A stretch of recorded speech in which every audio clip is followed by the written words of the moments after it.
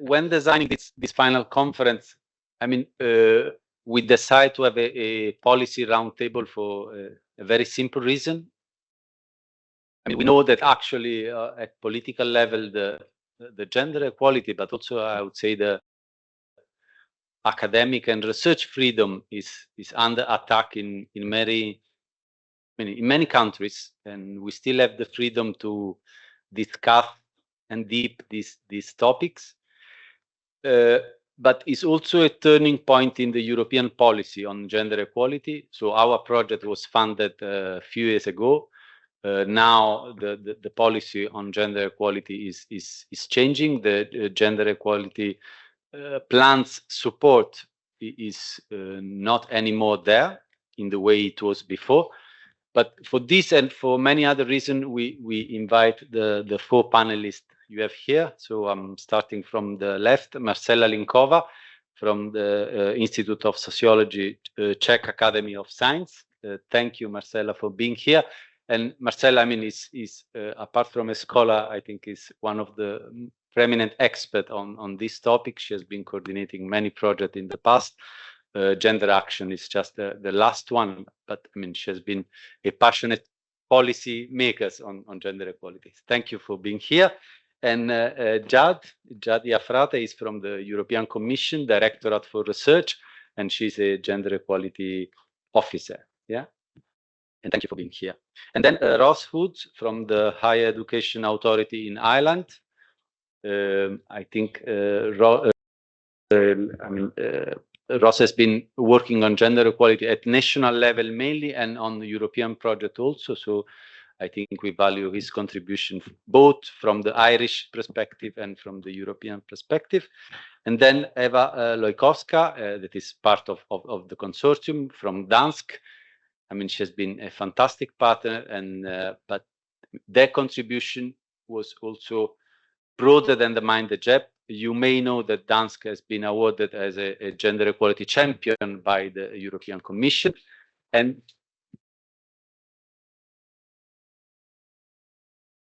there are some reasons, there are also maybe political reasons, but we will speak about this. So thank you for accepting our invitation. And I think the idea is to have a 3 round of questions, but you are also free to comment the question from other panelists. So I mean, this can be informal. If you want to come in on comments of your panelists, feel free. So I think I want to start with Marcela. I mean, looking at the current situation at European level and in the European research area. I mean, you recently published an open letter to the Commissioner on Research and Innovation, warning that the support to gender equality is at risk of backsliding and being erased through simplification. So, what do you mean with simplification, and which is the risk that you see? Thanks so much. Good morning, everyone. First of all, let me start by saying congratulations, huge congratulations to MINDtheGEPs. It's been impressive, and I look forward so much to the book that you discussed. Really amazing. And you have pointed out two very important aspects that have impact on research careers and researchers, and that's the neoliberal push. And we're back to that, which answers your question, because simplification is really closely tied to the neoliberal push that is continuing with ups and downs, and affecting where we are. So we have speed, coherence, and simplification as the key priorities for the Commission. Simplification was highlighted in the political guidelines of the Commission for the new Commission, and it is to be implemented with the goal of making the implementation better, making business easier and faster in Europe. So it's really closely tied to business having the opportunity to thrive. Linked to that is, of course, competitiveness. And this is also related to the current debates about the next framework programs.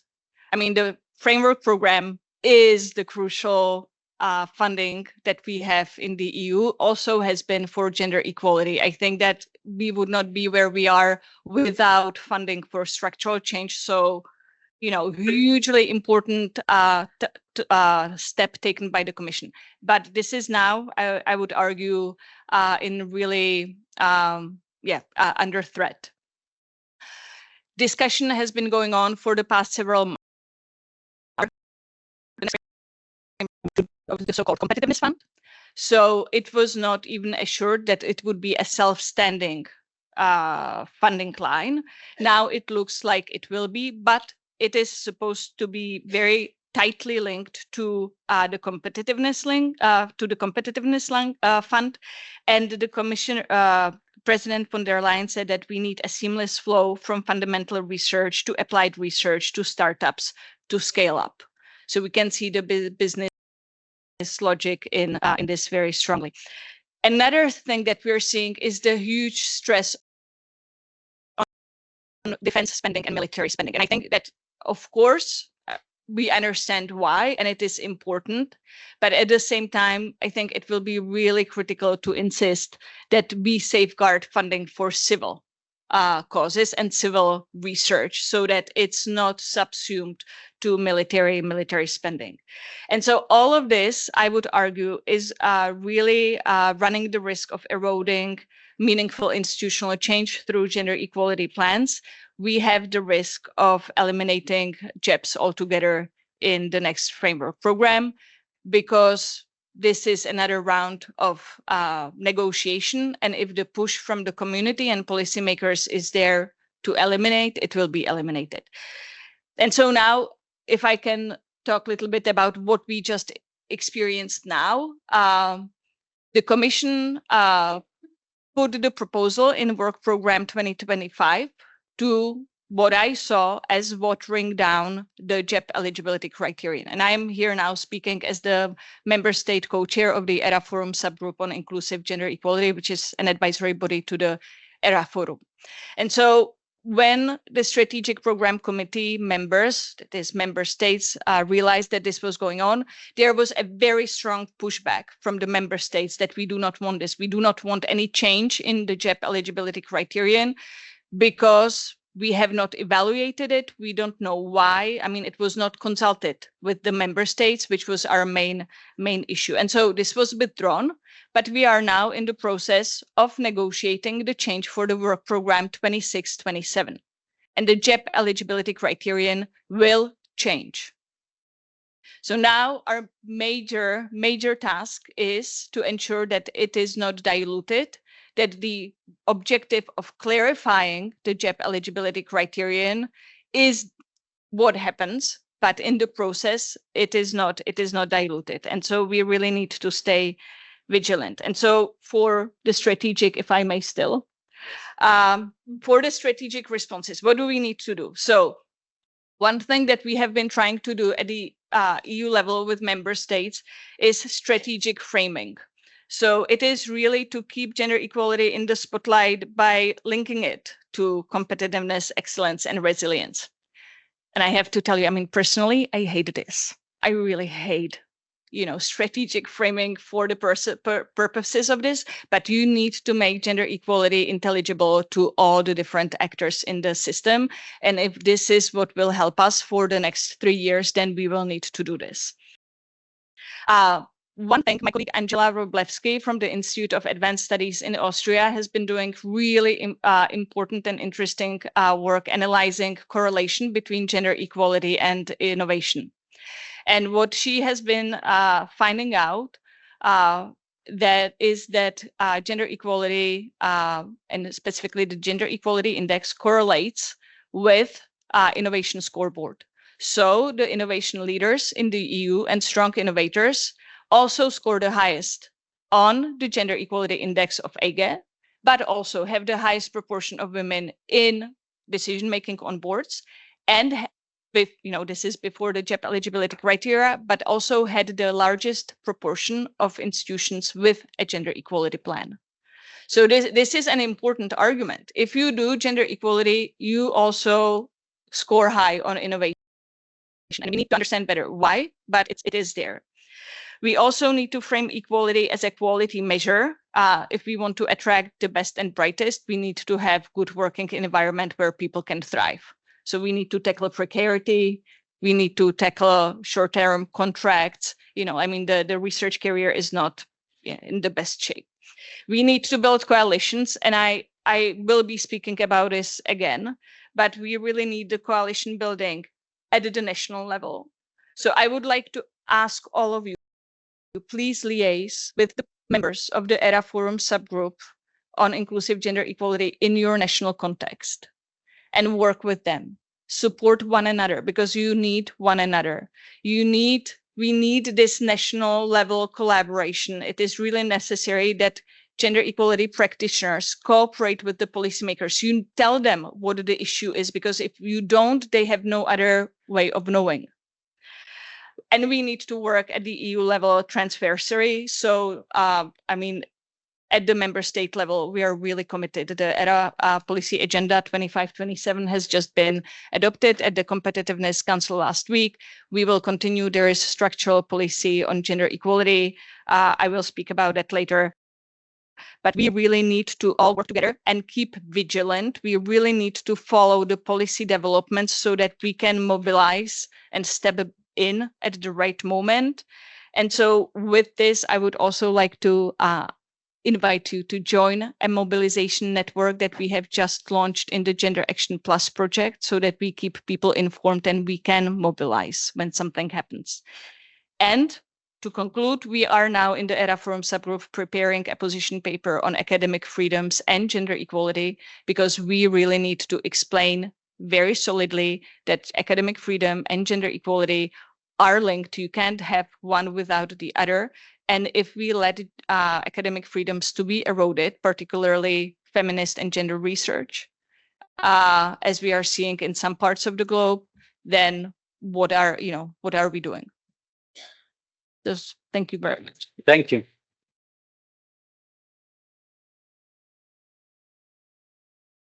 Thank you, Marcella, and for you, Jay. I mean, Marcella mentioned the eligibility criteria for GEPs, but we, as implementing partner, we didn't really catch the evaluation stage by the Commission. So the question for you is really, which are the news on this? I mean, are the gender equality plan being or will be evaluated somehow in research organization? Because otherwise, the organization who have been working hard and really designing impactful GEPs will be at the same level as the one who have just designed on paper, just to be clear. So the question is the European Commission going somehow to evaluate these plans, and how? Thank you so much. And again, thank you so much for the invitation. I've joined the DGRTD gender sector very recently, and I was very happy to find in my portfolio Mind the Gaps and to read about your project. Very, very interesting. I've been myself working also in research, specifically in gender studies. So a good pleasure, let's say, to read and to connect with all of you today. Already what I can say is that we had a very good introduction of the situation by Marcella, and thank you so much for that. It's true that, as you know, the new Commission has brought this simplification at the center, and I think, of course, it is something to keep in your eyesight. It is something to really monitor also on your side as a role model in this field. And I'm really speaking, I mean, I'm completely joining what Marcella is saying when she calls for action and she calls for liaising together and really informing about what is going on the ground, because it's also what we need. We often said that sometimes Brussels is a bit far. It's true. And this is why also on our side, we are doing our best to connect and to explain what the EU funding project have been bringing, but also what the institutions are doing themselves, aside also of being a part of a project. And this is very important. Now, what I can say is that, yes, there is discussion ongoing. Of course, as you know, the discussion are not only impacting Horizon Europe as a funding program, but all of the funding program, because we are discussing also in view of the next multi-framework annual program, so the MFF. This is why when we talk about MFF, FP10, all of that are like, let's say, buzzword for us, or like a lot of also, yeah, unfortunately, like a lot of vocabulary to get, it's true, but it's very important because we are also trying ourselves to know at our level what is going to be the situation. The team working on the MFF is very small, and at working level we don't know yet, but still we are very asked every week almost to give a feedback, to really say what's the situation, what can be improved, and what need to be protected. What happened with the modification and the change in propose was a situation also on our side, and we really like as Marcela is pointing, there is this subgroup, so this advisory board in the ERA forum, and it's very important for us to discuss also when there is such a change and such a situation with member state and also associated countries and experts. So this was a great mobilization, I have to say. There were several changes, not only on gender equality. So gender equality was one of the changes proposed. Of course, it's the one that affects us the most today, but other were also proposed and were on the table. So that's also to give you like a bit of background on that. At the moment, it's true we are talking about changes on the work program 2026-2027, but for now we are happy to see that a lot will remain untouched. So, for example, the integration of the gender dimension. So we really like working towards really discussing this. Also, I think this first signal and alarm also connected very well with the commissioner herself. So Commissioner Zarayeva has been nominated in December, and she said herself that gender equality is a priority for her. Still, there were a lot of, let's say, sharing to do to get also the cabinet and the commissioner up to speed to know what is our project doing, what do we need, what is already the solution that we have found, and why the gender equality criterion needs to be protected. So this is also a discussion that we are having. And now I think with the first signal of this simplification, the risk towards the gender equality plans, I think she is now very well aware of what the situation is. So thank you for this. And we are very happy to engage with the cabinet again on a weekly basis to discuss about that. So we really hope that it will aim to have a continuation, but also a better protection. Now to answer your question, because I'm sorry, but I really wanted to comment on that because I think it's also important, and happy if you want to ask me more questions afterward. Meanwhile, I mean, during this talk, but also after during the day. So we had a first checks for the gender equality plan. It was really like let's say a first tentative to see what was the situation. Unfortunately, it brings a lot of lessons learned, let's say, because the checks find out that 60% of the entities that we check were not compliant. And it was really hard to actually assess if the compliance criteria were like, let's say, I mean, it was just hard to see if the criteria were fitting to what was the reality on the ground. So some that could have like gender equality policies might have been found also like in a tricky situation because of the criterias of the checks themselves. Hope that this is understandable. So the conclusion of that is that we know already that we need to do more checks. We know that they were not enough. It just was like a first, let's say, a first sample. So we need like better checks. We understand that we need better in clearer guidelines. I think what has been said, and thank you for that, Christina, was the fact that indeed there is a lot of university or public administration in this sector that are not aware of how to build, let's say, around these criteria. So we also know now that we need like to have like clearer guideline because of that, and to continuously support as European Commission the institution to be compliant. So that's our lessons learned now. And to echo what Marcela was saying about the adoption of the ERA policy agenda, we're gonna have in this new ERA policy agenda a specific action to devise the monitoring and evaluation approach for the effective implementation of gender equality plans. So this is something that we're going to keep on doing.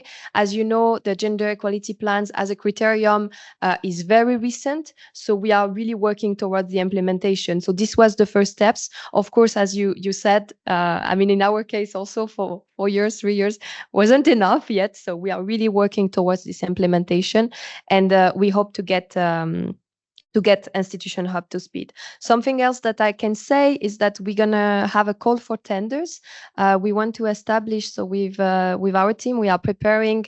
This call is gonna establish a gender equality facility competence center. So the goal would be really to have this online platform and to connect stakeholders together to really better implement, better design gender equality plans. So this is going to be created, and what we aim with that is also to gather all of the knowledge that has been accumulated by project. So to connect with project, to connect with member state focal points. So this is also something that we plan in the next in the next months. So you will see this probably also called.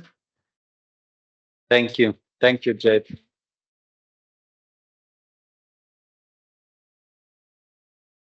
So I jump to Ross. I mean, to understand at national level from your Irish perspective and the current political landscape. I mean, what are the strategy adopted to ensure support to gender equality in your country, and also, I mean, your country has somehow the other scheme, so the Athena's one. And this complement the gender equality plan criteria. So we just want to have your thoughts from your national context. Is that open? Yeah. Well, yeah. Thanks, Lucio. And just to echo Marcella's comments at the start, just to congratulate everyone on the project. It was really wonderful to be at the dinner last night, and I said to a number of people that this is what's important. It's very hard to have a project that has systemic impact at a European level. But if the legacy of a project like this can be the impact in the institutions that were partners in the project, I think we've seen that in the introductory speeches. I think that's really important because, as Marcella has outlined, you know, we're at a crossroads. We had a lot of progress. We had the GEP eligibility criterion, as we've heard, at risk. I always thought it was simplified anyway. So if it gets simplified anymore, I think that's hugely problematic. But I think that at this crossroads, if we can't effect change at European level, we need to do what has always been done in gender equality work, and that's to build from the bottom up, create a critical mass. As I said to Marcella, I've been around Europe for the last few years at many different gender equality projects, events. I'd never met anyone in this room before.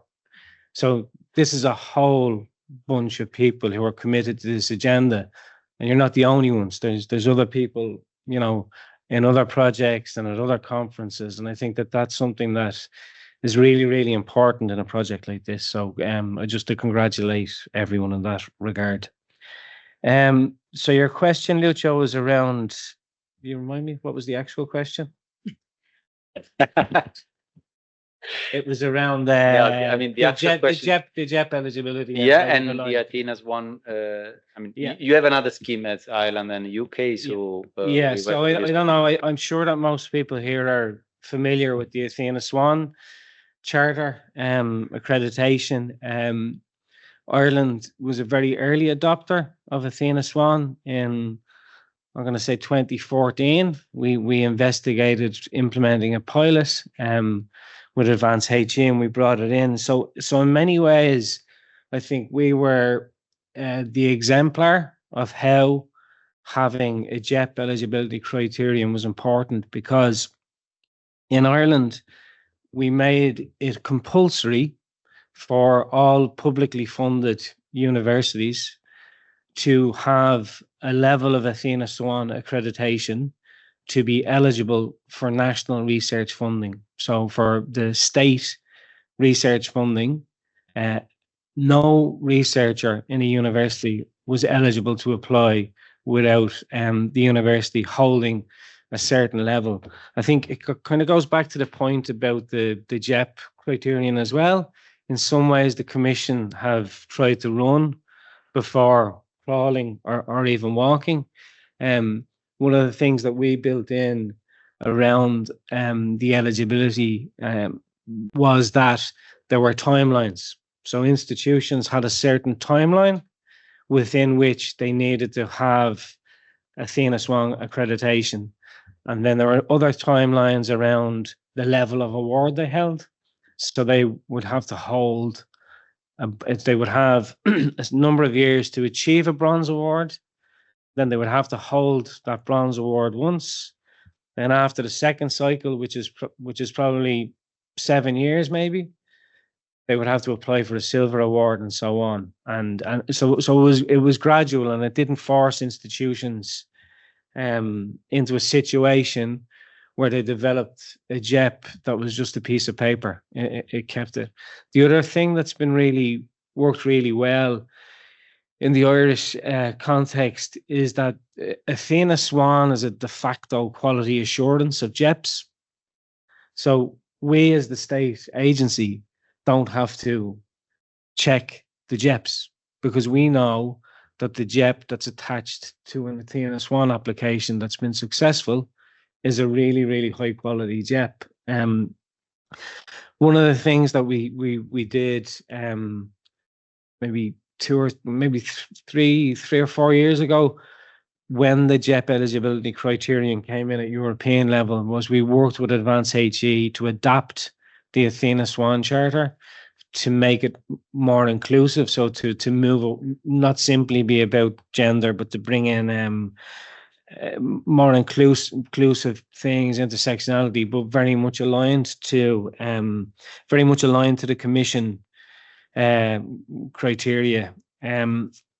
So I think that's one of the things that's been quite easy for us, is to align, because we kind of, and I know, because I would have discussed the GEP eligibility criterion before it was brought in at Commission level, and they looked to Ireland as the example of how this had worked and how it had become embedded.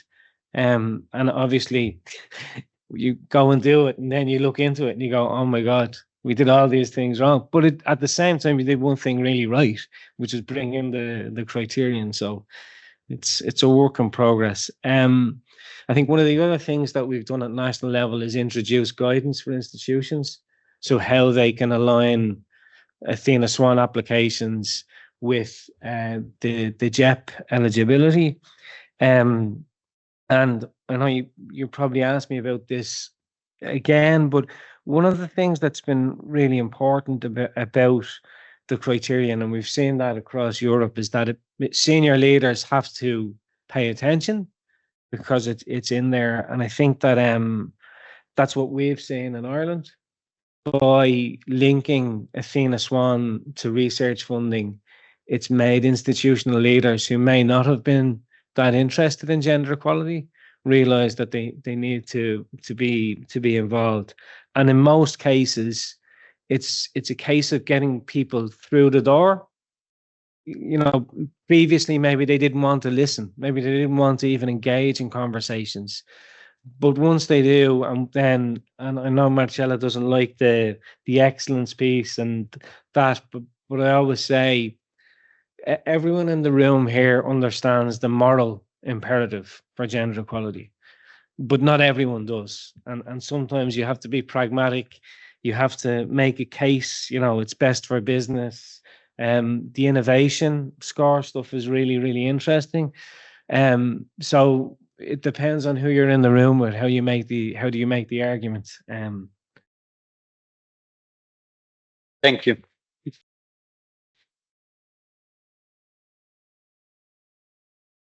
So to Eva and to Dansk, the question is, I mean, what makes you particularly proud of the recognition of the award you recently received, and how gender equality became strategic for Gdansk, and what does it mean in concrete for you? Thank you. First of all, I would like to thank you very much for inviting me to this panel. And second, I would like to thank you very much, Christina and Torino team, for inviting Gdańsk University to this wonderful project. We really have a very good experience, be a partner in this project.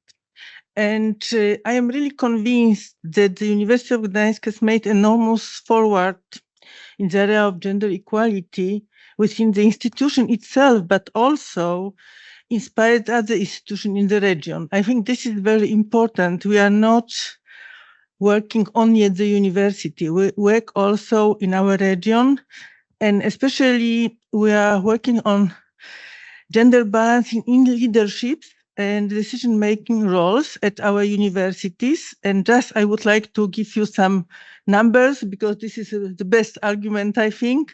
When we preparing the first report about the women scientists in the University of Gdańsk, we have just one vice rector, and today we have 3 vice rectors. And from 20 to 50% there's increase in our university.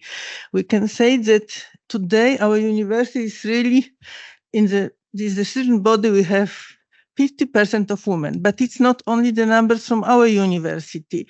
As I mentioned, we influence other universities, and these are much more traditional universities like technical university and medical university. And in 2020, we have only 2 vice rectors in these 3 universities. And today we have 8 vice rectors in this institution. We still have no rector, but we have 1 candidate for the rector in the last election in medical university. But it's really a big improvements, and it's really makes the situation in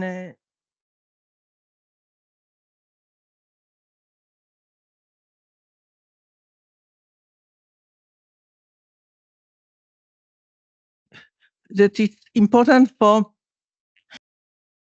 our gender equality plan is the thing that we increase women scientists as a senior in the science. Usually, female scientists are underrepresented in the professor position. And when we prepared this first report about the situation at the University of Gdańsk, we have just 23% of women professors. And today, in 2024, we have 39% of women professors, and I have a recent data, we have more than 40% already. Then I think it's also a big improvement, and this is one of the issues that was important also for our award. But I would like also to underline that it was immensely important to us that our gender equality plan was prepared in a special way. It can be described as data-based because we begin with the report or the situation with expert support. We ask experts from our university to be involved in this. It was bottom-up developed and decision makers engagement. Then we think that all these aspects have been crucial for the successful implementation of our plan and acceptance of this GEP within the university. And I would like to underline this engagement of the decision-making bodies. You know that already that our rector is really involved in this activity, and he's really very helpful in any kind of activities we try to initiate.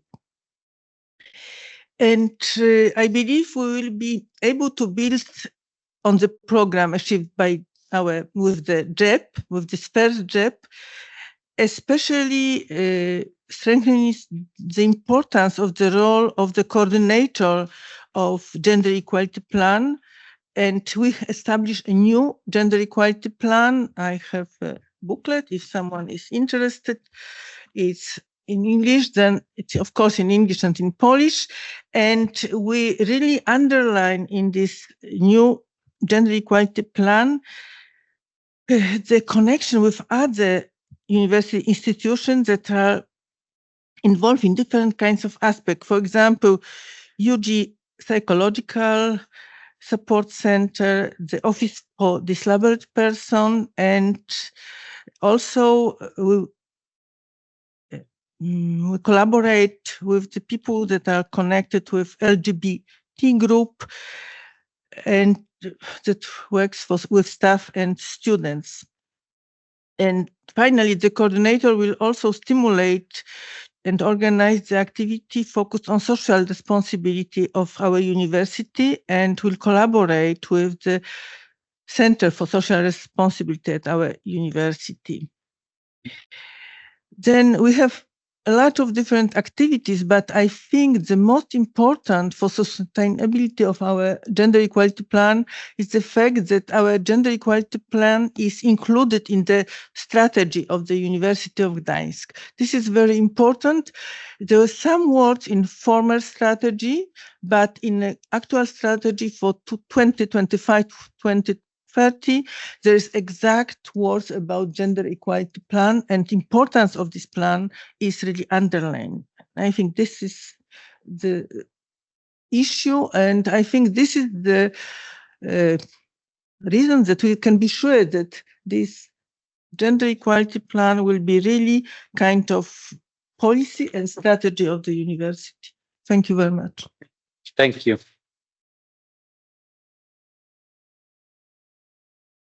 So with the second round of question, I want to change the topic, and I don't know if Marcella, you want to answer also to this, but I want to start. I mean, I want to jump on another topic, and the topic is gender equality implementation a women affair?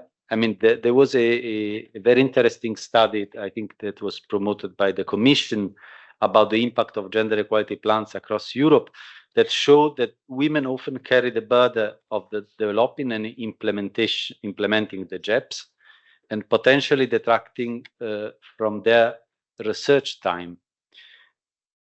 And we also saw, I mean, in the presentation of Christina, many of the teams of the team composition, I mean, there is a clear imbalance. I mean, there is more women working on gender equality for sure, and this is about the topic. But how to involve more men in this activity is a question for you. I think, Eva, you can answer from the Dansk perspective, and I don't know if we go on the other side, from you on the other side, and I don't know if you have a specific strategy on this. I mean, if you have been working with men and how, and to Ross, I mean, if there is a specific experience from Ireland you want to mention, and maybe to Jade is about more the finding of the report I just cited, and Marcel, I mean, if you want to give a final comment on this.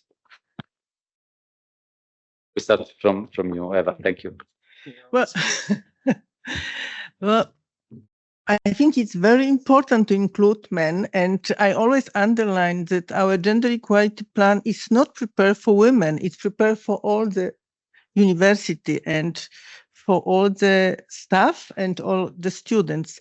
And how we include men. So we try to become a friend of them and explain them what is important for us and why it's important.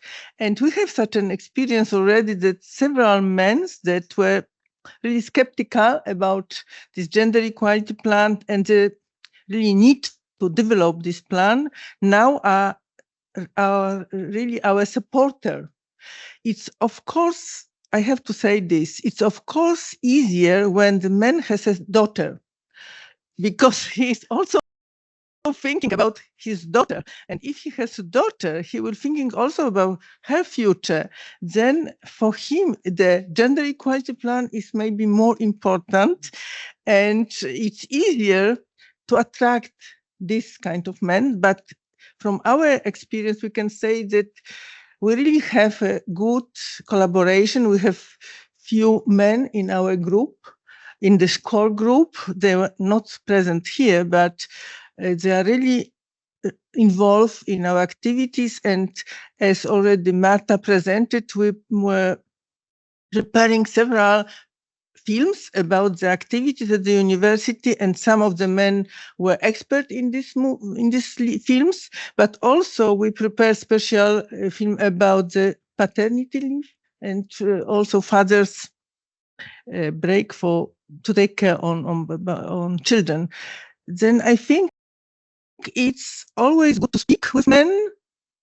I think we have to speak with everybody, but especially with men, to attract them, to show that they can have also positive results from this. And as it was already mentioned that if there's a gender balance in research, the results are more, the data, the research are more innovative. And I really like the idea of Londa Schreibinger about innovative science and gendering of innovative science. I think it's very important.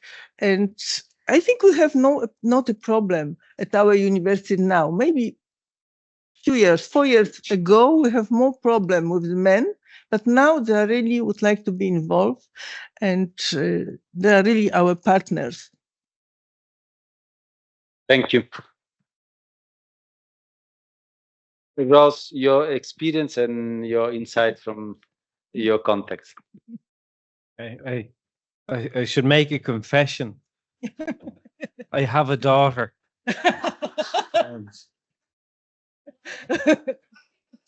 Yeah. But that isn't my motivation. I think it's interesting the point about this benefits everyone, and that's a message that needs to get across. One of the things that we've done in Ireland is we've moved from a centre of excellence for gender equality to a centre of excellence for equality, diversity, and inclusion. You know, we still do a lot of work on gender equality. We brought in anti-racism. We brought in gender-based violence. So we kind of diversified what we were doing.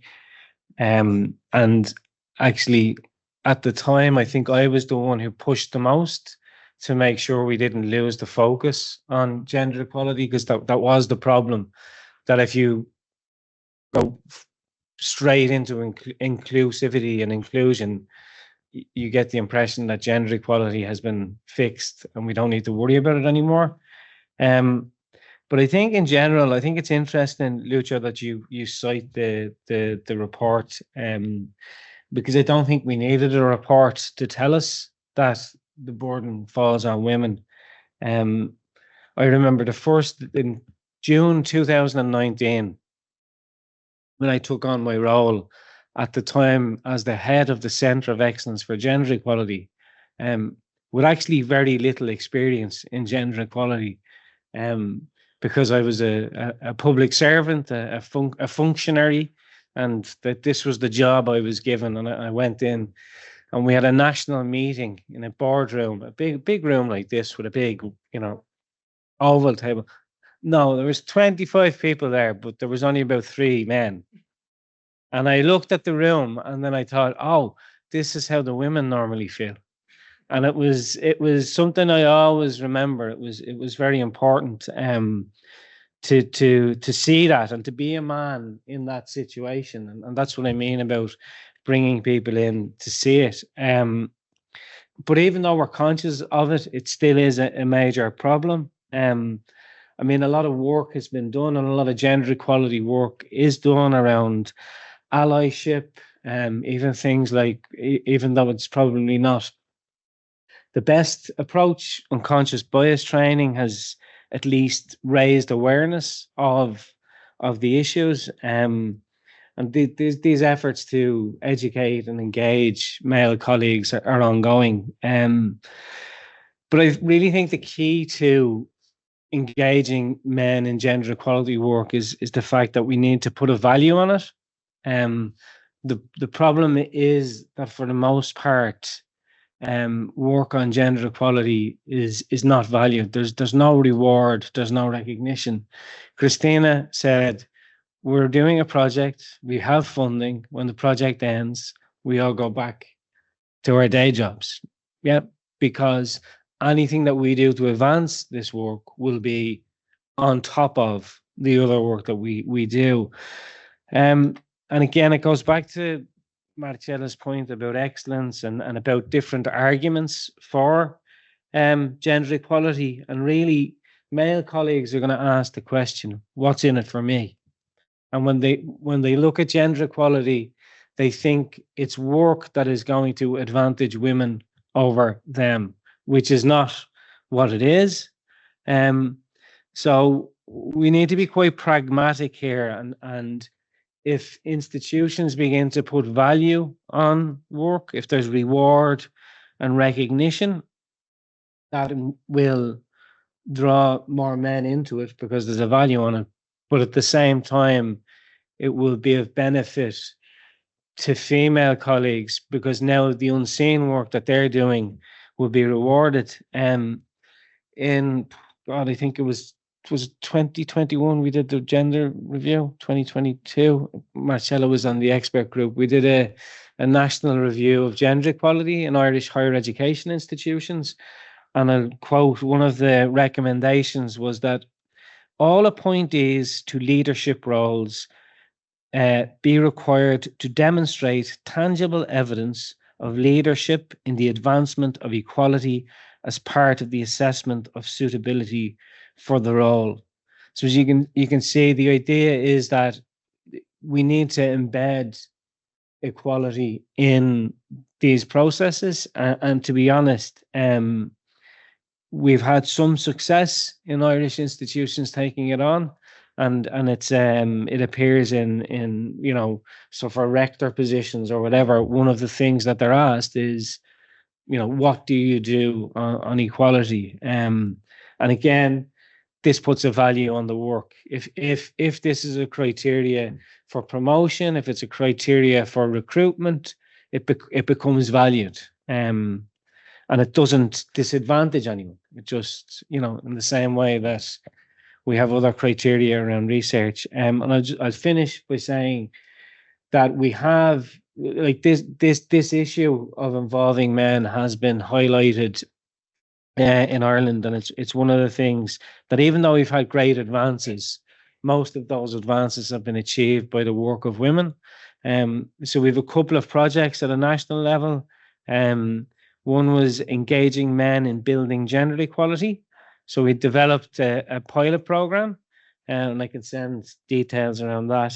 And then also mobilizing men as leaders in gender violence prevention in higher education. So this is an issue, a pressing issue, an issue that we're aware of.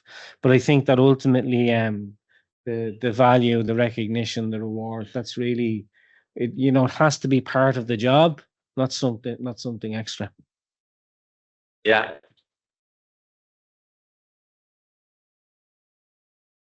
Thank you for that. And I mean, the question was for you also, because we know that, I think the Irish case has some advancement reflection on this. But you still have in many countries, in Italy, when you ask why are you involved in gender equality, the answer is often, I have daughters. So again, many academic people will answer this, and I think this is something the question. Yes, sure. The question I have is, what's wrong with wives? So, like, they do it for the daughter, but not the wife. There is always the good question. Did you like that your daughter has 20% lower salary than your son? Okay, I don't know. Jade, if you have a comment on this, I mean, you produced the report, maybe you have more insight or you just have a comment on it. I mean, so yes, it's the commission mandate expert to produce the report. Still, what I wanted to say, and rather the perspective I wanted to bring was less about the report. I think the report highlights data that you also find in your project. So I rather would like to comment on it. I was kind of like, let's say, surprised because when the commissioner started her mandate, she came to various events, or I mean, things we were organizing to discuss on gender equality, so discussion, and she goes like, "But is it normal that there is only women in the room?" And we were like, welcome to the but yeah, previous mandate for her was in foreign affairs, different, let's say, environment. But for us, it was good also to be reminded that this should not be the norm. And she insists on that when she's always coming to a meeting. She always starts with, "I'm very happy to be here. I hope to see a more diverse public next time I'm coming." So this is really something she gets, and I think this is something we have to work on.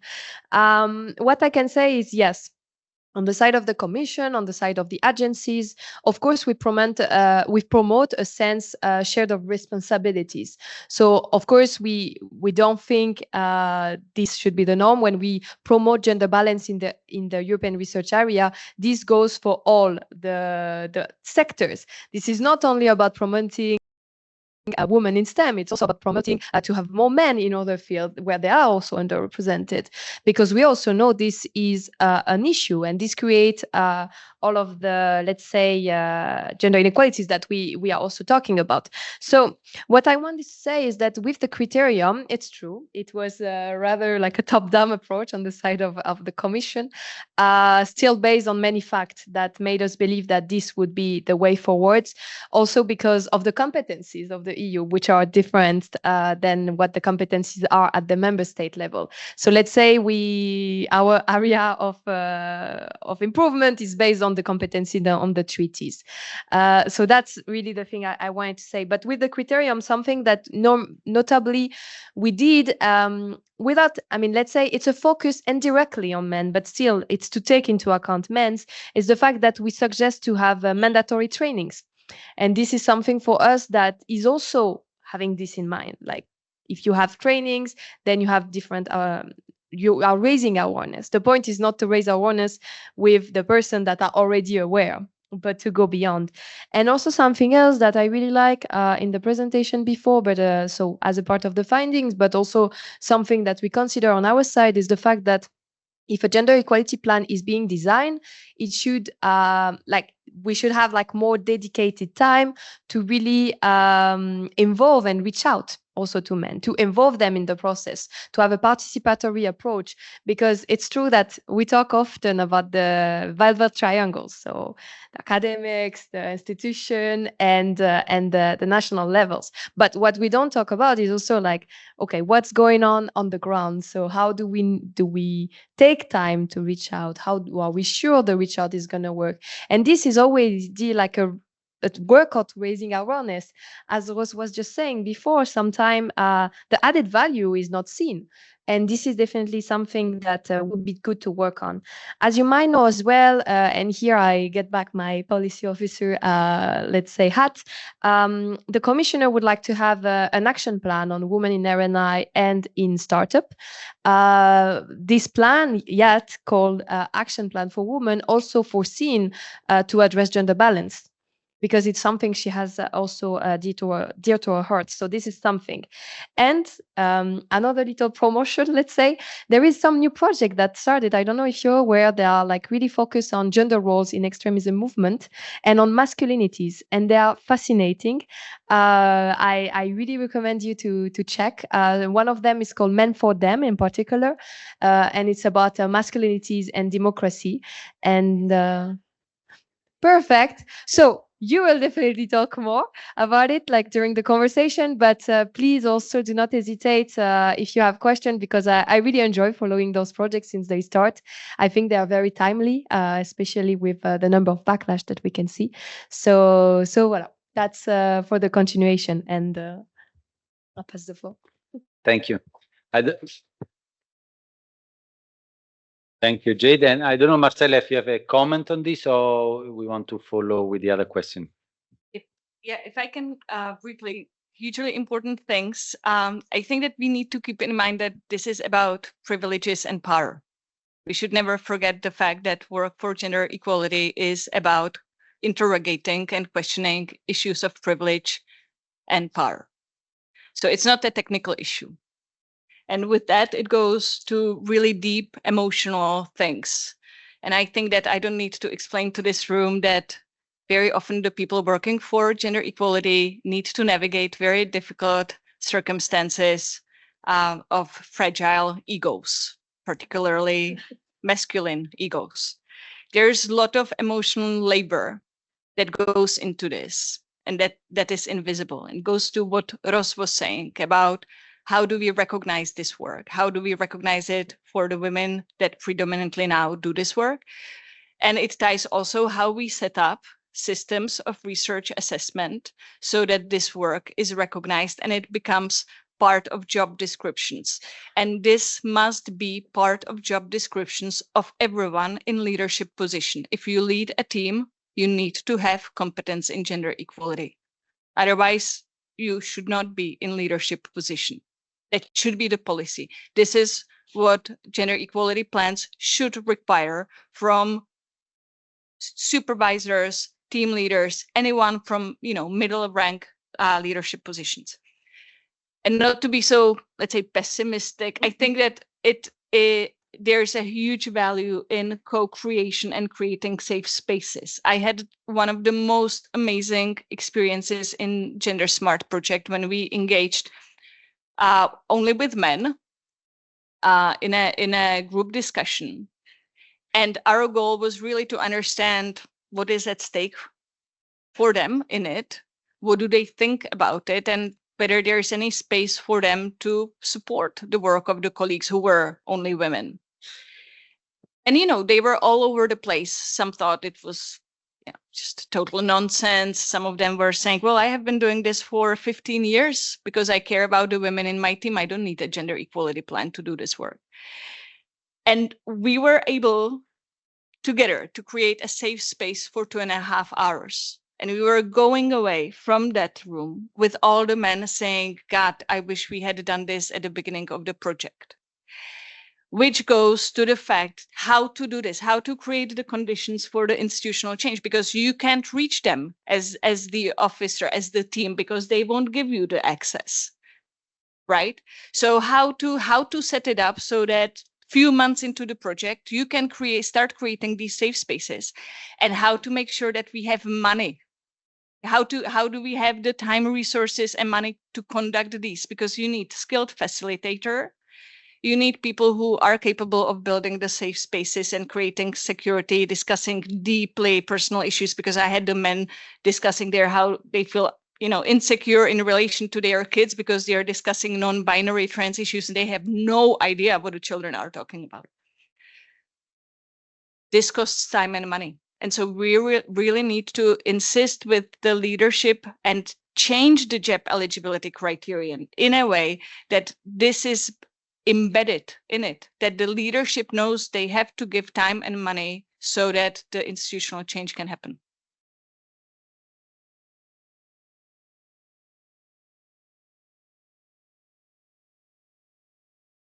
Thank you. And from there, I start for another round, and then I want to leave time and space for question and discussion.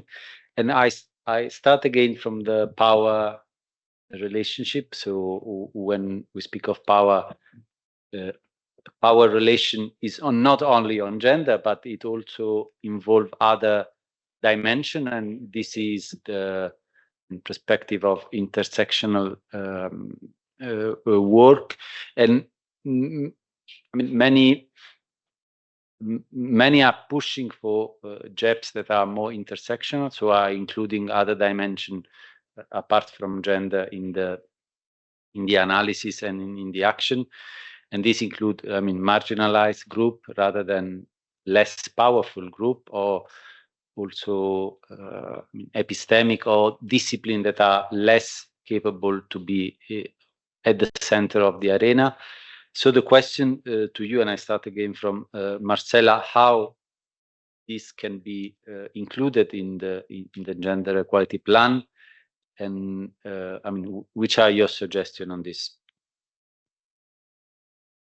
Yeah, this is our sore spot, isn't it? I mean, we know we want to do it. We have a political agreement among member states, and I think that in the community that we need to move beyond gender to gender plus intersectional approaches. I mean, there's really uniform, well, maybe except for 2 countries, but there is a uniform agreement in the EU that we need to do intersectional gender equality. But the how is the big question. And we have done in Gender Action Plus, we did a benchmark on intersectionality. And what we discover is that, I mean, we're nowhere near. If the countries have anything, it's an additive approach. So one inequality ground with another, but we really do not know how to do this. Then we have, a lot in terms of preambles and statements. We need diversity, etc. But yeah, we don't have the data. Around the data, we are facing a lot of resistance, right? Because GDPR. So yeah, this is really important. I am really happy that we have this in the ERA policy for 2025-2027. And so what I would like to advocate for is to have a joint forum for sharing research data and best practices on intersectionality and inclusiveness. And we will definitely continue doing that at the member state level, but I also think that we really need to pull together all the experience that we have across the EU with implementing GEPs and just look, because there are really good examples in the University of Bochum. There are some.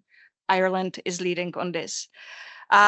We also need to develop sector-based competence. And so the facility that will be launched, it would be good if intersectionality was part of that.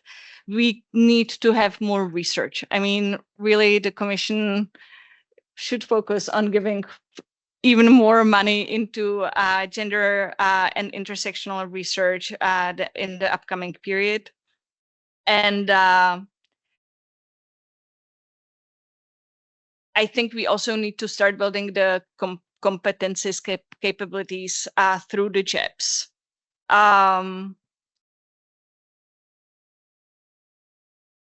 Yeah, and where am I leading with this? Maybe I will finish here.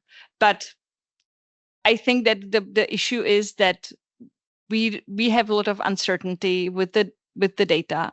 And one of our earlier recommendations was if Commission could curate a discussion on data collection and addressing GDPR, because this is where we often get and where we cannot move at the member state level, even if we wanted to support this work. And so if we had pan-European guidance on how GDPR affects or does not affect intersectional data collection, that would be a starting point for the member states. Before this happens, I think that at the institutional level, we will be doing what the institutions are doing, looking for ways how to navigate the space, navigate the data collection by volunteering information from people, and then designing actions through co-creation with the groups that are at risk or should be priority groups, because they never get really to the discussion table. And I think that the one thing that we should be all going away with, that we need to engage marginalized and at-risk groups in the co-creation so that the policies serve them actually.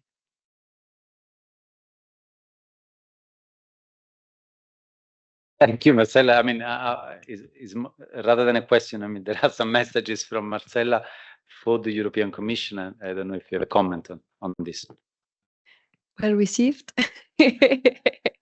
No, of course. I mean, as you can imagine, it's something that we are working on, always trying to have more fundings, always trying to explain that this is what is needed from the academics perspective and from our stakeholders. This is something that we definitely do.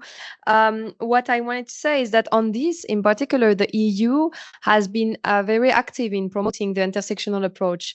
With the first mandate of Ursula von der Leyen, we had for the first time the ambition to have an union of equality that came actually with several strategies to really address what do we mean by equality. So there is like the gender equality strategy, just to name some of them, the LGBTIQ strategy, anti-racism strategies, a strategy for disabilities as well, I mean, for people with disability. So we had like for once a frame, not a roadmap, a frame. So that was also something that also led the policy afterward on this. So that's the first point I want to make. And of course, what we support since the implementation of the criterion is inclusive gender equality plans. This is really something we are also working on closely with the ERA Forum. And as Marcella just said, like it's something that we will continue working on. So that's definitely the point to make. How do we do to support and to do more in the field?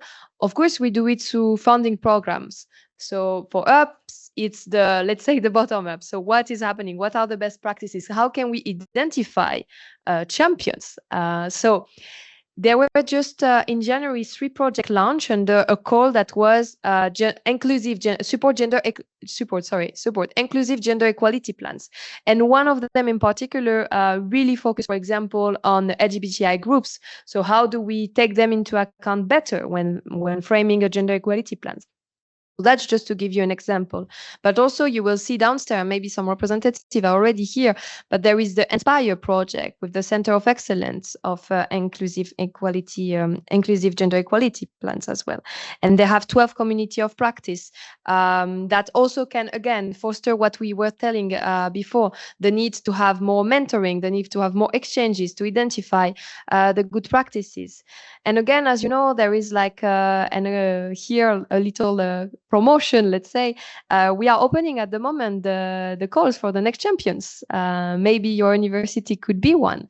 In particular, there is a category that focus on inclusive gender equality plans and really focus on, at least we require that the gender equality plans will take into account two social groups that are considered underrepresented or vulnerable groups. So if you do so, please apply, because, for example, one of the first, let's say, limits that we observe is that not this year, but the second edition, the year before, we didn't find any champions, also showing that there is a problem in the field. So we have the need to continue building more and creating more, let's say, comprehension around this. So what I want to say as well is that this Union of Equality created something internally that I can share a bit, because I think it's interesting for you to know, is that so the Commission, as you know, is a big like bureaucratic monster, and so in particular on our side we work in DG Research, but who is leading the Union of Equality is DG Justice. So lately, we had amazing collaboration, I have to admit, with our colleague in DG Justice that are shaping the renewal of the strategies. You might be aware that the gender equality strategy is going to be renewed. So the one that encompass at a different level. So all of the member states, not only focusing on academia, but really all of the field I mention, and I invite you definitely to check the previous one if you're not familiar, and to participate to the call for evidence. I don't know if you're aware, but we are launching call for evidence where we need expertise, and your expertise in particular can really show what is being needed also on the side of academia. So when we talk about what can we do with Horizon Europe? It's something. What can we do with the European Research Area? It's something. But what can we do at a higher level in the political guideline?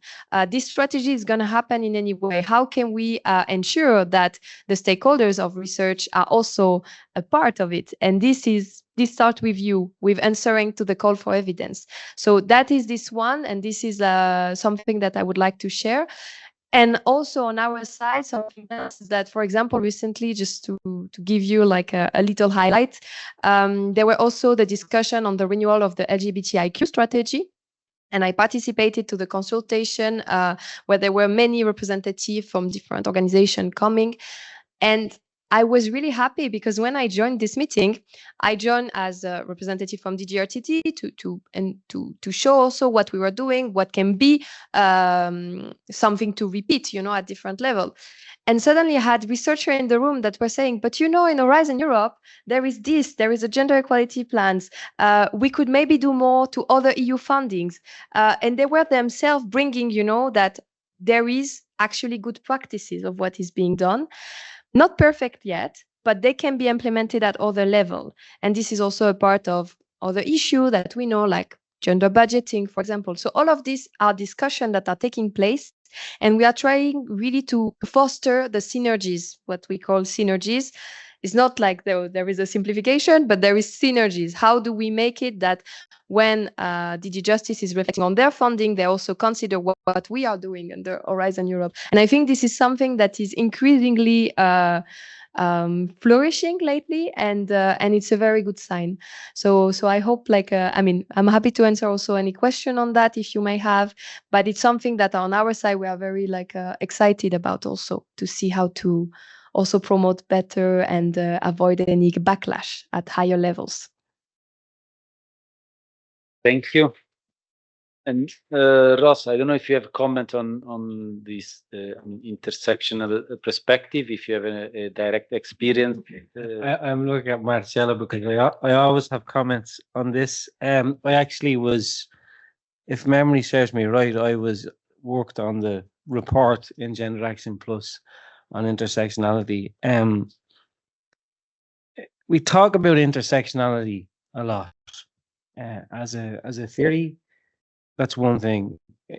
Doing gender equality work intersectionally is not easy, and I would say in Europe, and I'd say nearly in every country, nearly except for perhaps the UK. The UK has maybe an exception, but it's nearly an impossibility in terms of data to do gender equality intersectionality, because as Marcella said, the data isn't there. I think the UK, they have the Higher Education Statistics Agency. They have really, really good solid data, and they can track staff and students to a very, very, granular level, and look at outcomes and develop policy around it. So needless to say, that's a problem that we don't have that data. But one of the things that I always say, just because we don't have data doesn't mean that we don't know there are issues. Okay, so we know, particularly from other spheres of society, that outcomes for minority ethnic people are worse. We know that there's more discrimination against the LGBTQ plus community, and so on and so forth. So we know that presumably these inequalities exist within higher education too, and I think at a smaller level there are numerous studies which demonstrate this. So the problem is, how do you develop national or international policies without strong data? And that is an issue. But I would say that if there's a problem, and you can't get the data, it's still, I think there's still as I said before, there's a moral imperative to develop policies which promote equality in different groups. And I might give an idea of how we addressed it in Ireland. So in Ireland, we had a situation where we had the reason that we were doing so much work on gender equality was because we had really good data on gender equality. So when anyone said, well, why are you doing this gender equality work? And I would pull out the scissors diagram and say, this is why. You cannot, these are facts, you cannot dispute them. However, in other areas, we weren't able to do it so well. And part of this is, as Marcella says, with things like GDPR, we can't collect that data. There wasn't a will to collect the data anyway, but there was an argument that there were barriers to the data collection. So I think the summer of 2020, we issued a national statement around the collection of ethnicity data in institutions. Then in late 2020, early 2021, we ran a national survey of all staff in Irish higher education institutions. Now, the thing about Ireland is we're very small. So it means that we can do things at a system level. But actually, I think that in some ways, what we've done at a system level could be replicated regionally or within a group of institutions in a country. It might be more difficult to get full national traction, but I think that the model that we have, and I think Eva has talked about reaching out to other institutions, it's about creating that critical mass. And on the back, on that survey, we had over 3,000 staff responded to it. Now, nationally, we have about 13,000 staff in the 16 universities. So that's the scale. So we're talking about 25% of people responded to the survey. Now, most of the people, 90% of the people who responded to the survey were white. So we ran a survey about race equality, and we basically it showed that we didn't have a lot of diversity in our institutions, but it was interesting at the same time. So that was then the next year we published an implementation plan. The next year we published anti-racism principles. And I mean, at the moment, what we're seeing, so that would have been 2023. And then last year and this year, we're starting to see higher education institutions publishing anti-racism strategies, anti-racism plans, and so on. But that's 5 years. That's a lot of work that's gone into it. We still don't have data. We started asking, so we ask institutions for sex, gender disaggregated data annually. And we have for nearly 10 years. We asked them for data on staff ethnicity. And some institutions just zero. They couldn't actually respond to the thing. But I think what was important about it was important to ask for it.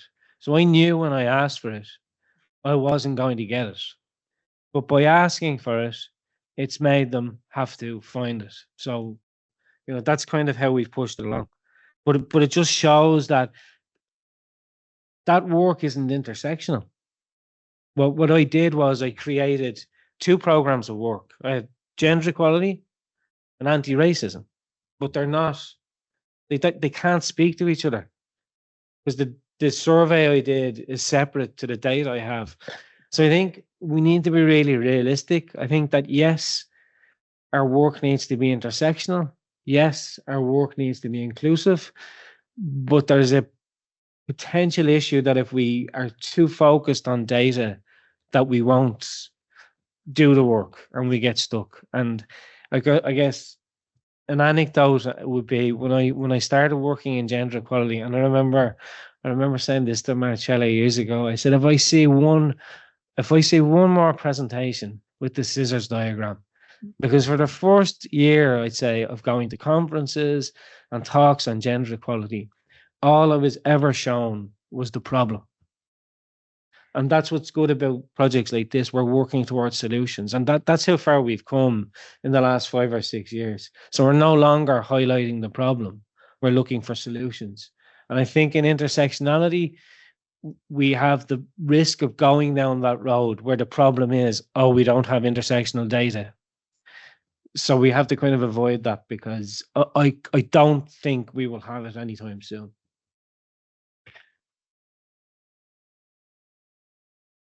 Thank you, Ross. And before giving the floor to Eva for a reaction, I think afterwards, okay.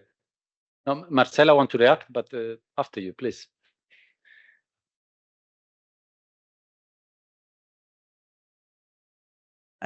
All of us know that we have not data. And in case of our university, we have only data for last 5 years. It's not a lot, but I think we cannot do anything if we have not this data. We just have to think about the future and what we can do to have more data, or have to establish a more stable strategy for the university, for each institution. And maybe we should just to give a recommendation what is obligatory for the institution, that it's obligatory to collect this data and to establish a kind of rectors representative who will be really collecting the data about gender and intersectional data monitoring. And I think we also have to, all the institutions have to have a kind of obligatory to establish ombudsman for equal treatment and anti-mobbing strategy. Also, I believe we have to have rector representative for monitoring GEP and monitoring and evaluating of the GEP program. This is also very important, because all this information about the data collecting is also included in our GEPs. Then I think, well, as I mentioned already, we cannot do anything with lack of data. We just have to think about the future. And I think the education is very important. Then we have to introduce obligatory courses, as Marcella already mentioned, obligatory courses for people that are involved in decision bodies. But in case of our university, we also decided to make an obligatory courses for the PhD students, because this is our future, the PhD students. Then they have at least 4 kinds of obligatory courses. Majority of them are online, but they have to finish them with kind of short exam. And for example, they have courses in gender, in careers and recruitment, team management in context of gender, gendering research design, and project preparation. This is also a very important issue that we are not discussed yet. I think we have to make really a good strategy for each institution, and be sure that our strategy is involved in the institutional strategy. Thank you. Thank you, Eva. And Marcella, if you want a reaction to this.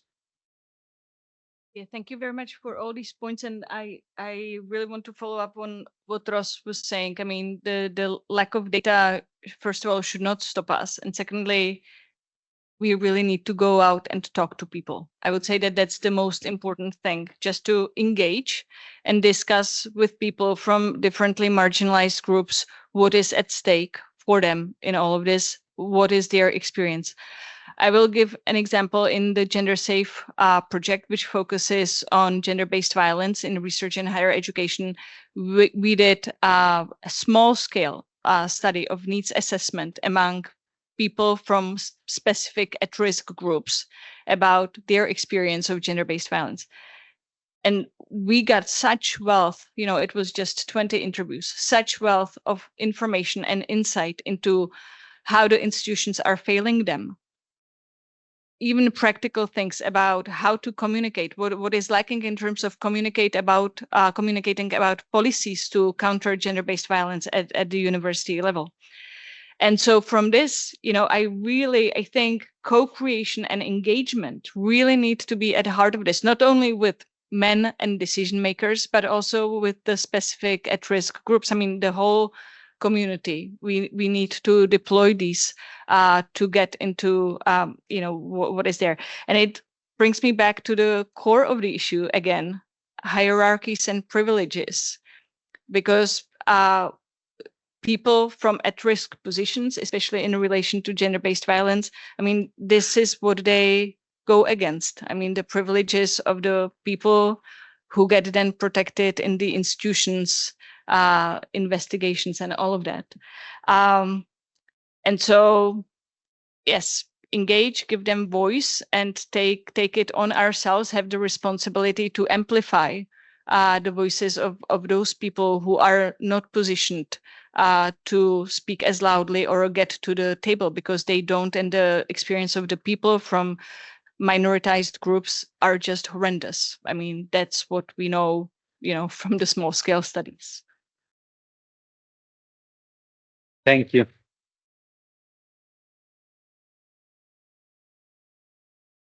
That was very interesting. I think I want to open the floor for question. We have some time before the lunch break, so I'll give you the mic. And while I do that, I want to open the agenda so we know what is coming next.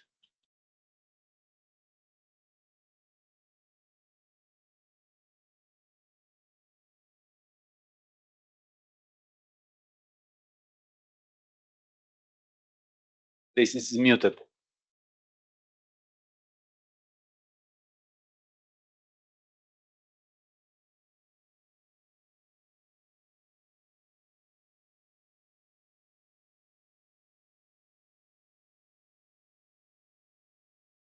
Yeah, works. So thank you so much. It was very inspiring and very fruitful. And I think it's amazing I had so much time to present different viewpoints. I'm Natasza Kosakowska-Brazecka. I'm from University of Gdańsk. And I would like to pick up the topic of men again, because it was at the beginning, because in my lab, we do focus on how to make men more involved in gender equality.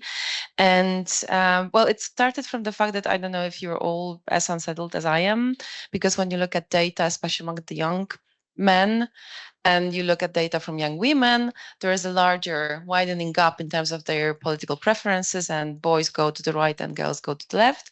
And it's especially visible among those who are 16 onwards to 25. So we have this project called Equamen.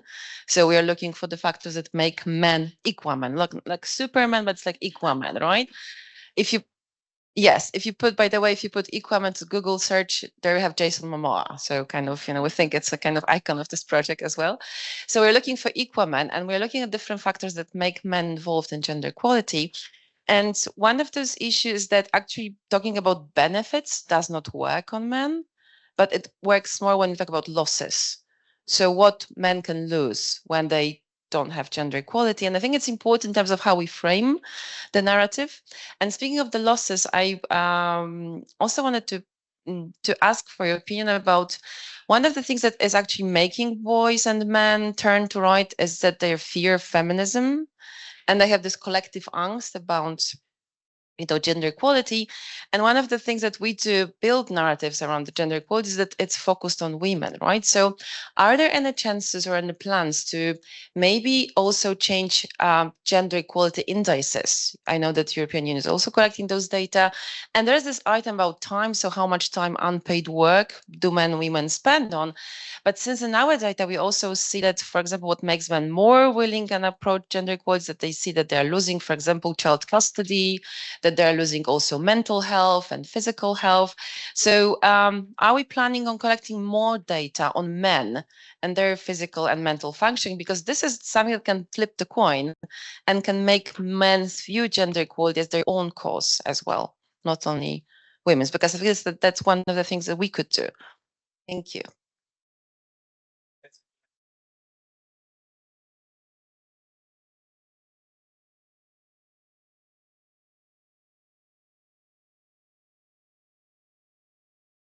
Yeah, while you reflect on having more questions, no, I thank you so much for bringing this to the conversation. I think it's really important.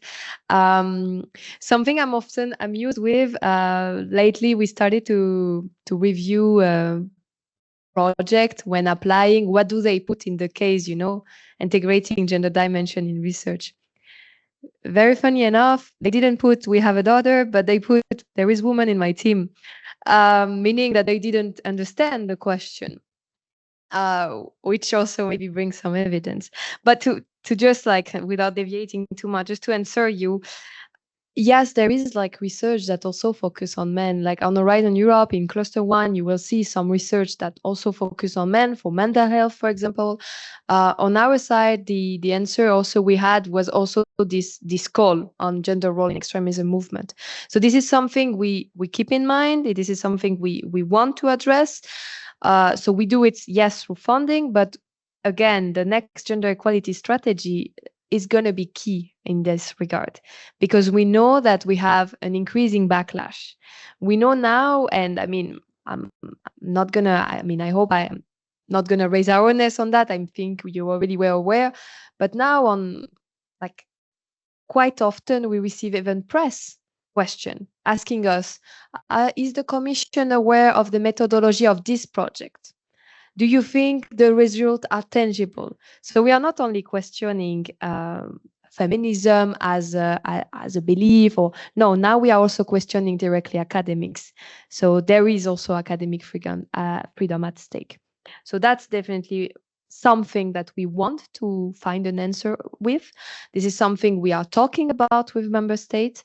The solution is on the making. I think you might have saw at the moment we have a strong answer already about what is going on in the United States. I'm very happy that we did almost 2 hours without talking about the United States, but let's bring it. So yeah, like we already had this answer with Choose Europe. So the initiative that we are launching, how can we support PhD students? And this, of course, is going to include at some point PhD students that can be at risk because of their research or because of their gender identity. So this is definitely something we are like opening our ways as the issue is growing. So what I can say is, yes, we don't have data again, but it doesn't mean we cannot. It doesn't mean it prevent action. I think this is a really good motto that have been said, and yes, we're gonna continue to see what is needed. If we need to tie it more also to academic freedom, that's also like a big reflection. And how can we continue to support research on that? And you will see, so now at the moment, we have the calls open for Work Program 2025, but we are already working on 26 to 27. I don't know if you're aware, but the work program, we plan on publishing it before the end of the year. So it's going to be like very short in terms of the 2 publication time. And intersectional research is still a part of it. And this question is also a part of it. So no, thank you so much for raising it. Hope it answers.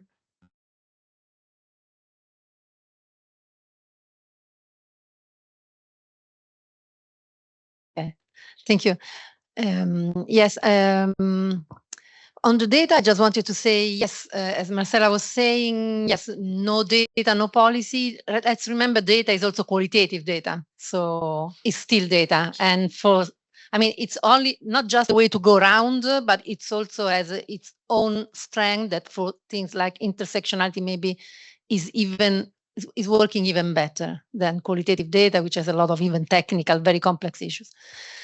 Still, then, I was very interested in the first round when Ross would said about the Commission with the GEP requirement started to try to run one while they were maybe, many countries, there's very uneven situation, but it's still difficult to work in some cases because there were no, for instance, Athena Swan schemes.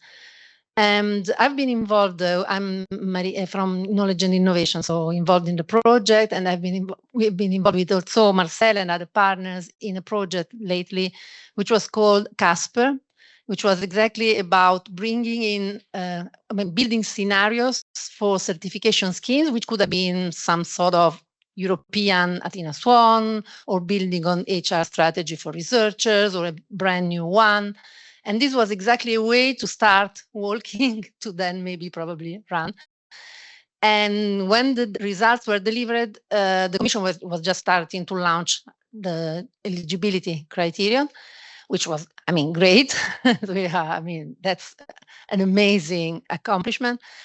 And still, there was not the right moment, maybe, to launch together the scenarios, the scheme, the certification scheme, which still would have been. We really tried and articulate that and said, okay, we risk a lot of tick boxing. If we don't have also a tool to support institution to get there, and maybe then be articulated, connected with the requirement. So I just wanted to mention this and collect some perspective on this.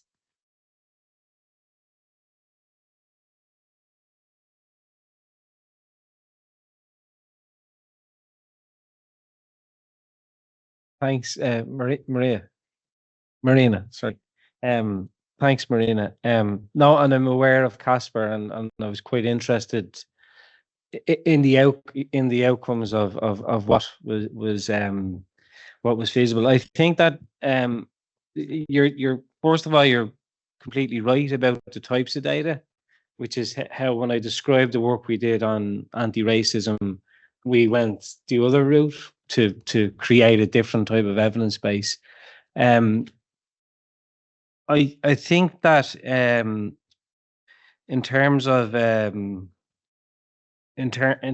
what you're talking about, what I said around the gender equality criterion, I think one of the tensions at a European level are the stages of maturity across the EU. I mean, for Ireland, the GEP criterion made us, if the GEP criterion was every single application, there was an analysis of the GEPs, it would make every Irish application to Horizon Europe the strongest applications, because it would have been beneficial to us.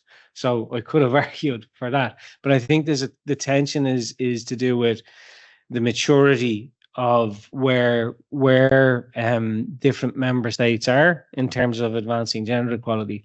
So there's a question there about how do you maintain rigor in requesting a JEP whilst also not punishing member states who may be trying their best. And there may be lots of other political issues, historical issues, practical issues to stopping this. So we have to be careful in that regard, which is why, you know, looking at a requirement, you know, there needs to be thinking about you know, stages, or it can't just, you know, having a JEP requirement.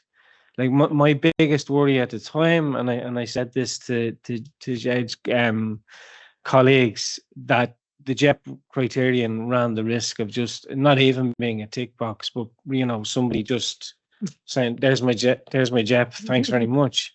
And to be fair, the Commission were aware of that, and so I just think it's a very difficult space. But I think what would be better is not to focus on JEPs as the be-all, end-all of an indicator of the advancement of gender equality, but actually to maybe reset, think about what are the outcomes that we want. Like Marcella talked about, you know, leadership buy-in. We talked about funding for training.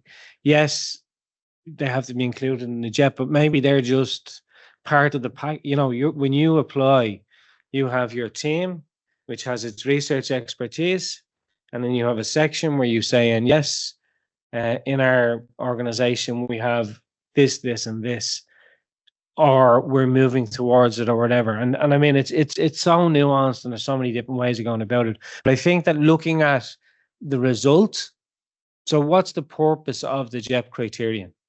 Is it for people to have JEPs or to advance gender equality? And the existence of JEPs in certain member states may not be the way to do that, and there may be other ways. So it's, I mean, that's just problematizing it even more, but that would be my thoughts.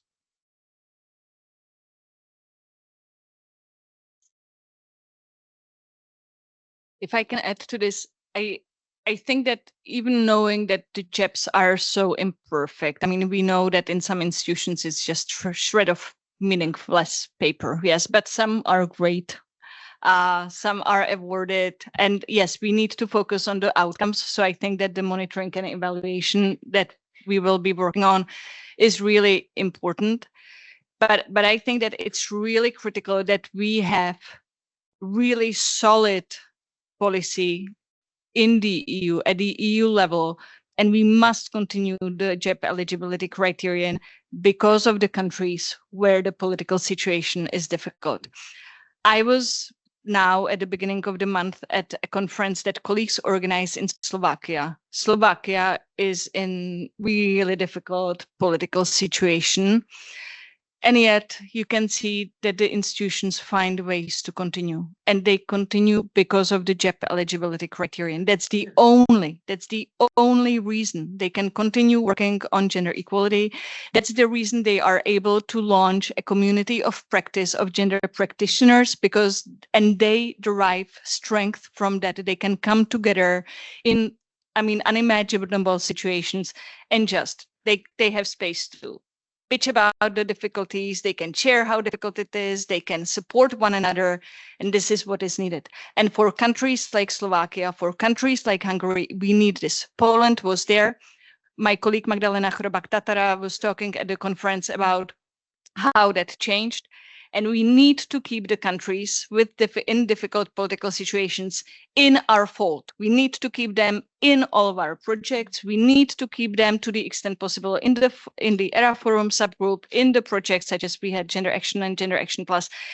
And we need strong EU on gender equality, because otherwise these colleagues, they will be left on their own, and no one in the EU deserves this.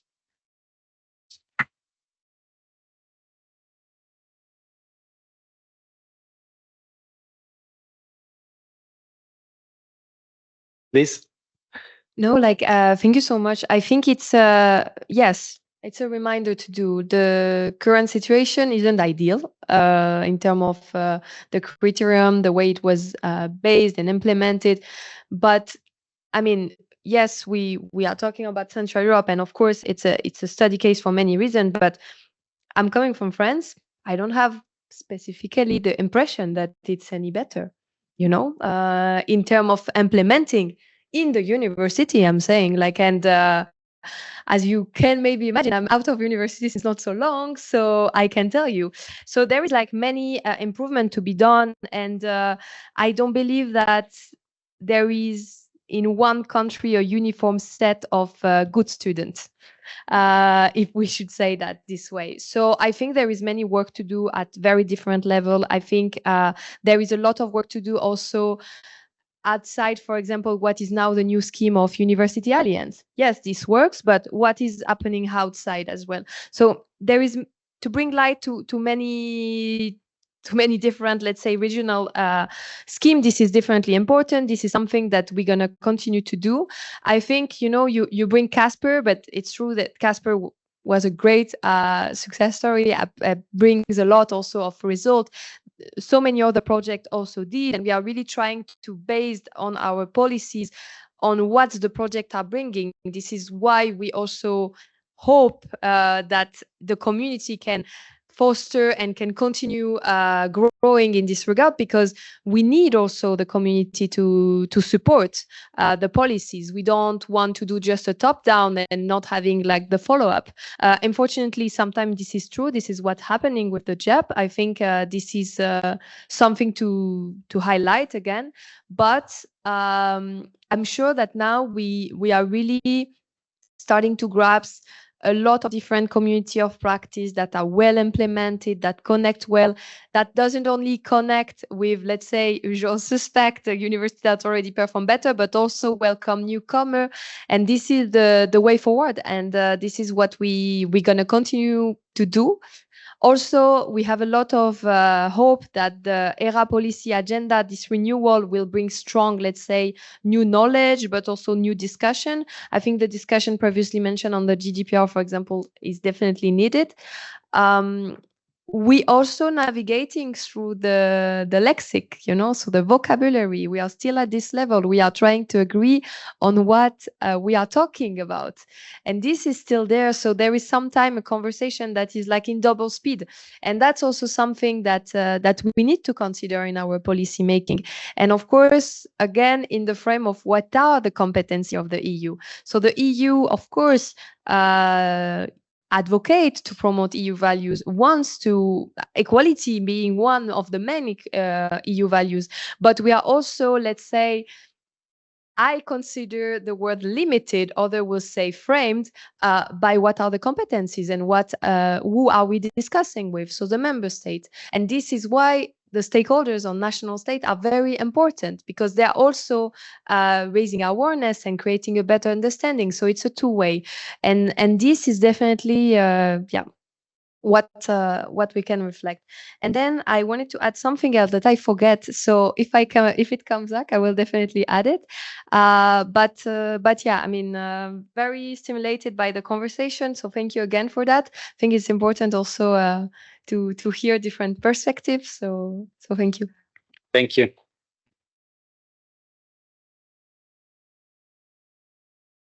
So we are on time. So we are nearly to the lunch. But Ross, yes, and we can also have another question from the floor if you want. I don't know if there is a question. If yes, please. Not yet. Is there a question out there? No. I just in the context of this conversation, I'm just thinking again about Marcella's comment about equality as a quality measure. And I think that going back to the idea of value, it's not just value, it's about what a university values. So obviously Gdansk has made a decision to put a value on gender equality. Yeah. And we can see how it's getting embedded in the institution. We see the award and so on. And I think that universities and groups of universities, whether it's Leiru or Coimbra or any of these, universities decide what the value of higher education is. Universities decide what prestige is. Okay. So we look to the UK, look to Oxford and Cambridge, and the research has been singled out as that's the prestige. That's what makes a great university.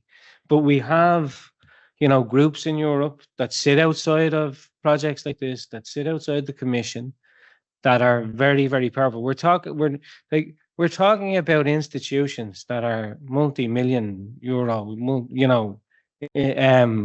organizations that have an awful lot of power, not just in educational terms, but socially, politically, and so on. And if, for instance, a group of top universities, if the top universities in Europe were to say gender equality is one of the things that or equality, diversity, inclusion, whatever, or inclusivity, if that's as we said, in the strategic plan, if it signifies value and it signifies prestige, that's how we change things. I think that Marcella's right. We can't lose the criterion. It's important in other ways than just as a check, or it has other political outcomes for other member states. But I think it's this idea of what we put value on as an academy, as a group of universities, and you won't go into one university that says in their prospectus they don't have diversity, we have diverse teaching staff and diverse students, etc., etc., etc. So it's there, but what we need to do again, it's that critical mass. It's really, I think that there again, kind of thinking outside the box. It's looking at other avenues, because if it can't be achieved by the Commission, if it can't be achieved by national level policy, it has to be achieved at local level. It has to be achieved within the RPOs. And the more, you know, we were at, I was at the first Gender Equality Champions Awards when there were 3 Irish institutions awarded, and what's that Swedish one called? The Karolinska Institute, which is one of the, you know, most historical institutions in Sweden, and they had won the award. So in Sweden, this was something that was valued. It was like, you know, Oxford or, you know, the Sorbonne or whatever it is, going and getting the award, you know, and this is, I think, another thing that sometimes we lose sight of. And that's, I mean, I say this because I'm a policymaker. I'm someone who engages in a lot of stakeholder engagement, and you know, I was just writing down here, I was thinking about the point that Natasha made about men being afraid of feminism. But that's why men need to be involved, is to see that it's not scary, that it's okay to be in there. But again, I think from the other side, you know, for me, it was very easy to go in and talk to male presidents because I had no skin in the game. I wasn't asking for anything for myself. I was asking for it for other people. Yeah. Because I you know, the system, the power structure suited me. Yeah. So I think from that perspective, there's also a need to be pragmatic in how we approach gender equality and how we talk about it. And, you know, kind of know the audience and not go into it as a negotiation, not as, you know, trying to convince someone of something. I think that's quite important, that the conversation, it can't just be philosophical. It has to be pragmatic. And again, it has to go back to what are the outcomes? What is the benefit of doing this? So sorry, I just wanted to say that. Fine. So I don't see any other question, and I think we can stop here. Thank you. And thank you to the panelists.